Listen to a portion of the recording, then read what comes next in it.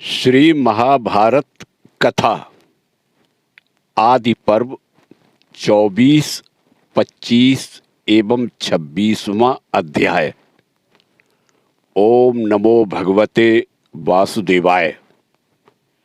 भगवान वेद व्यास जी प्रणीत।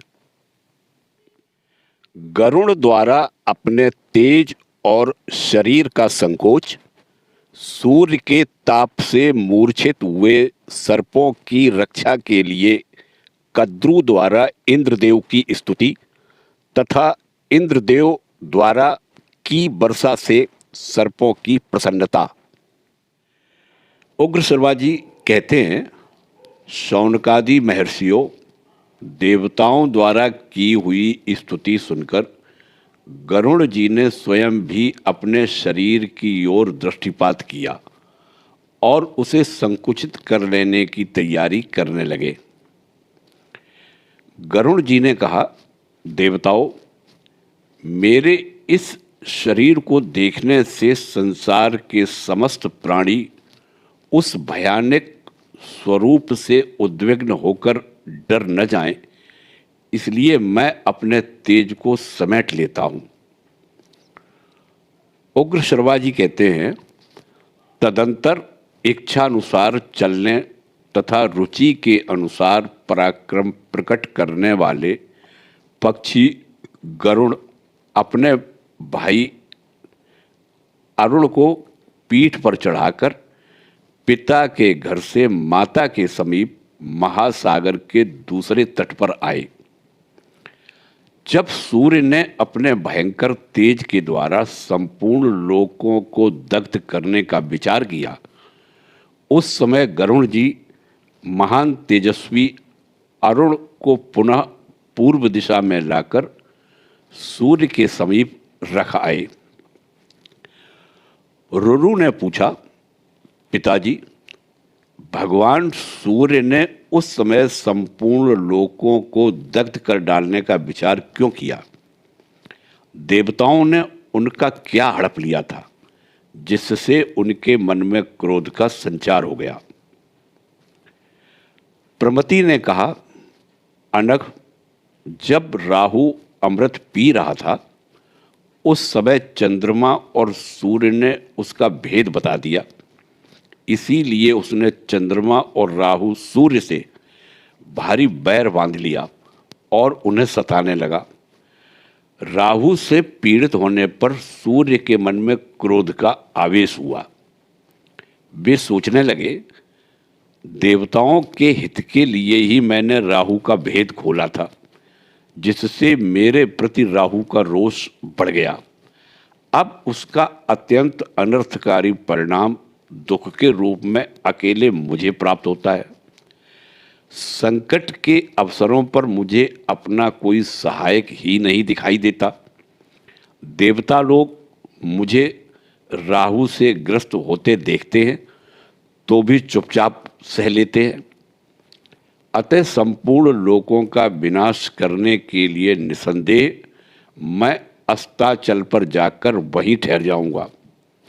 ऐसा निश्चय करके सूर्यदेव अस्ताचल को चले गए और वहीं से सूर्यदेव ने संपूर्ण जगत का विनाश करने के लिए सबको संताप देना आरंभ किया। तब महर्षिगण देवताओं के पास जाकर इस प्रकार बोले, देवगण, आज आधी रात के समय सब लोगों को भयभीत करने वाला महान दाह उत्पन्न होगा, जो तीनों लोकों का विनाश करने वाला हो सकता है। तदंतर देवता ऋषियों को साथ ले ब्रह्मा जी के पास जाकर बोले, भगवान, आज यह कैसा महान दाह जनित भय उपस्थित होना चाहता है? अभी सूर्य नहीं दिखाई देते तो भी ऐसी गर्मी प्रतीत होती है मानो जगत का विनाश हो जाएगा। फिर सूर्योदय होने पर गर्मी कैसी तीव्र होगी, यह कौन कह सकता है? ब्रह्मा जी बोले, वे सूर्यदेव आज संपूर्ण लोकों का विनाश करने के लिए ही उद्यत होना चाहते हैं। जान पड़ता है वे दृष्टि में आते ही संपूर्ण लोगों को भस्म कर देंगे, किंतु उनके भीषण संताप से बचने का उपाय मैंने पहले से ही कर रखा है। महर्षि कश्यप के एक बुद्धिमान पुत्र हैं जो अरुण नाम से विख्यात हैं। उनका शरीर विशाल है, वे महान तेजस्वी हैं। वे ही सूर्य के आगे रथ पर बैठेंगे, उनके सारथी का कार्य करेंगे और उनके तेज का भी अपहरण करेंगे। ऐसा करने से संपूर्ण लोगों, ऋषि महर्षियों तथा देवताओं का भी कल्याण होगा। प्रमति कहते हैं, तत्पश्चात पितामह ब्रह्मा जी की आज्ञा से अरुण ने उस समय सब कार्य उसी प्रकार किया। सूर्य अरुण से आवृत होकर उदित हुए। बस सूर्य के मन में क्यों क्रोध का आवेश हुआ था, इस प्रश्न के उत्तर से मैंने ये सब बातें कही हैं। शक्तिशाली अरुण ने सूर्य के सारथी का कार्य क्यों किया, यह बात भी इस प्रसंग में स्पष्ट हो गई है। अब अपने पूर्व कथित दूसरे प्रश्न का पुनः उत्तर सुनो। उग्र शर्मा जी कहते हैं, शौनकादि महर्षियों, तदंतर इच्छानुसार गमन करने वाले महान पराक्रमी तथा महाबली गरुण समुद्र के दूसरे पार अपनी माता के समीप आए।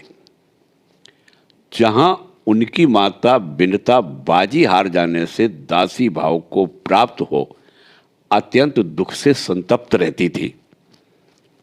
एक दिन अपने पुत्र के समीप बैठी हुई विनयशील बिनता को किसी समय बुलाकर कद्रू ने यह बात कही, कल्याणी बिनते, समुद्र के भीतर निर्जन प्रदेश में एक बहुत रमणीय तथा देखने में अत्यंत मनोहर नागों का निवास स्थान है। तू वहां मुझे ले चल। तब गरुण की माता बिनता सर्पों की माता कद्रू को अपनी पीठ पर ढोने लगी। इधर माता की आज्ञा से गरुण भी सर्पों को अपनी पीठ पर चढ़ाकर ले चले। पक्षीराज गरुण आकाश में सूर्य के निकट होकर चलने लगे। अतः सर्प सूर्य की किरणों से संतप्त हो मूर्छित हो गए। अपने पुत्रों को इस दशा में देखकर कद्रू इंद्र की स्तुति करने लगी। संपूर्ण देवताओं के ईश्वर, तुम्हें नमस्कार है। बलसूदन, तुम्हें नमस्कार है। सहस्र नेत्रों वाले ननुचिनासन सचीपते, तुम्हें नमस्कार है। तुम सूर्य के ताप से संतप्त हुए सर्पों को जल से नहलाकर नौका की भांति उनकी रक्षक हो जाओ। अमरोत्तम, तुम ही हमारे सबसे बड़े रक्षक हो। पुरंदर, तुम अधिक से अधिक जल बरसाने की शक्ति रखते हो। तुम ही मेघ हो, तुम ही वायु हो और तुम ही आकाश में बिजली बनकर प्रकाशित होते हो। तुम ही बादलों को छिन्न भिन्न करने वाले हो और विद्वान पुरुष तुम्हें ही महामेघ कहते हैं। संसार में जिसकी कहीं तुलना नहीं है, वह भयानक वज्र तुम ही हो। तुम ही भयंकर गर्जना करने वाले बलाहक मेघकालीन मेघ हो। तुम ही संपूर्ण लोकों की सृष्टि और संहार करने वाले हो। तुम कभी परास्त नहीं होते। तुम ही समस्त प्राणियों की ज्योति हो। सूर्य और अग्नि भी तुम ही हो। तुम आश्चर्य में महान भूत हो। तुम राजा हो और तुम देवताओं में सबसे श्रेष्ठ हो। तुम ही सर्वव्यापी विष्णु, सहस्रलोचन इंद्र, द्युतिमान देवता और सबके परम आश्रय हो। देव, तुम ही सब कुछ हो। तुम ही अमृत हो और तुम ही परम पूजित सोम हो। तुम मुहूर्त हो, तुम ही तिथि हो, तुम ही लय तथा तुम ही क्षण हो। शुक्ल पक्ष और कृष्ण पक्ष भी तुमसे भिन्न नहीं है। कला, काष्ठा, त्रुटि सब तुम्हारे ही स्वरूप हैं। संवत्सर, ऋतु, मास, रात्रि तथा दिन भी तुम ही हो। तुम ही पर्वत और वनों सहित उत्तम वसुंधरा हो, और तुम ही अंधकार रहित एवं सूर्य सहित आकाश हो। तिमि और तिमिंगलों से भरपूर, बहुतेरे मगरों और मत्स्यों से व्याप्त तथा उत्ताल तरंगों से सुशोभित महासागर भी तुम ही हो। तुम महान यशस्वी हो, ऐसा समझकर मनीषी पुरुष सदा तुम्हारी पूजा करते हैं। महर्षिगण निरंतर तुम्हारा स्तवन करते हैं। तुम यजमान की अभीष्ट सिद्धि करने के लिए यज्ञ में मुदित मन से सोमरस पीते हो, और बसटकार पूर्वक समर्पित किए हुए हविष्य भी ग्रहण करते हो।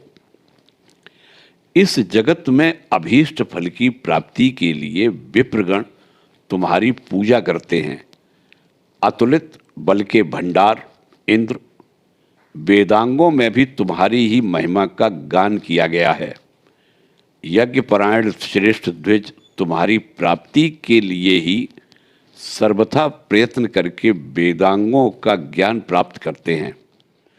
उग्र शर्वा जी कहते हैं, नाग माता कद्रू के इस प्रकार स्तुति करने पर भगवान इंद्र ने मेघों की काली घटाओं द्वारा संपूर्ण आकाश को आच्छादित कर दिया।